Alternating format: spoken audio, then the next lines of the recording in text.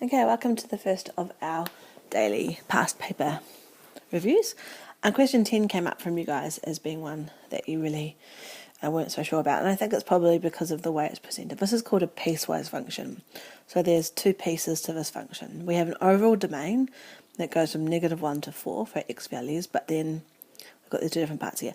What I'd highly recommend to you is to actually put some number values onto the sketch.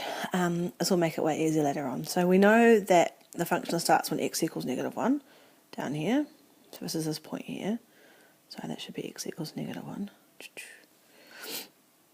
And when x equals -1, we're going to use this function here because that's what it says to do, which would make that y value -5.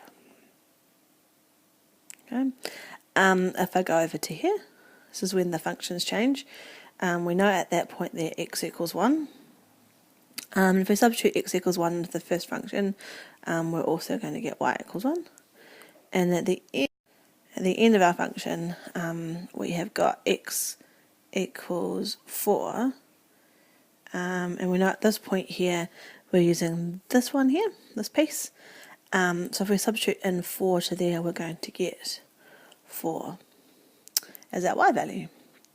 When it asks us for the function, for the range is just saying what is the lowest and the highest of possible values for y. And you can see visually the lowest value is going to be -5 and the highest value is going to be 4.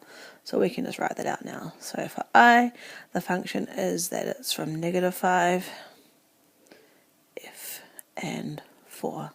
Cool. And I'm just going to just double check these are the right little inequalities to use because that's what I've got here. Oop, in fact, actually down here, it says, sorry, yep, it's all good. Right, so, for part 2, it's asking us to copy the diagram and sketch the inverse function. So -1 means inverse.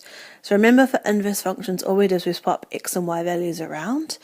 And when we're asked to sketch it, all we have to remember is that we want to reflect that across the y equals x line.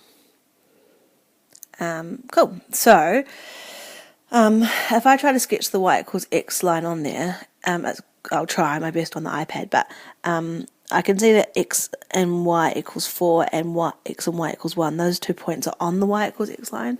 So if I try my best, there you go, to draw it down, that kind of failed. That line actually should go like that, so that it goes through y and x equals 4. Now if I try to sketch on the inverse, I'm just going to reflect that across and reflect that across like that. And to be more accurate, these points are fine because they're already on the line, so that's cool. I want this point there to be more accurate. How I get that to be more accurate is I just swap around my coordinates for the function here. So here x equals -1 and y equals -5. When I reflect that across the y equals x line, they will swap around. So this point up here should be x equals -5 and y equals -1. So that's a handy trick to know if you get a more complicated function that you need to reflect across the y equals x line. Just swap the x and y coordinates around, and that'll perfectly reflect it across the y equals x line.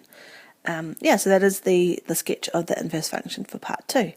For part 3, really, all I'm doing now is basically putting into equations what you can see visually on the graph already. So first of all, I need the actual equations of the inverse. So if I start with the first one, that's what it is. I'm going to swap things around to get my inverse function. So really quickly, I can make that y equals x plus 2 all over 3. That's the first one. And then for the second one, originally it's this. If I swap those around, like that. And then if I rearrange that to make y the subject, I'm going to get y equals, I'm going to get 4 over x minus 5. No, that's not quite right. Other way around. I'm going to get 5 minus 4 over x. If I can somehow delete that. I'll I'll rub it out. So instead we're going to get 5 minus 4 over x. Shouldn't try to do it in my head. Okay, so that's our two different inverse functions.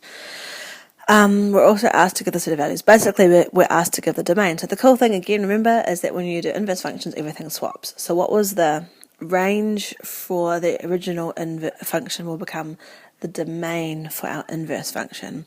It's probably easier just to actually use the same notation that they have, draw it out this way.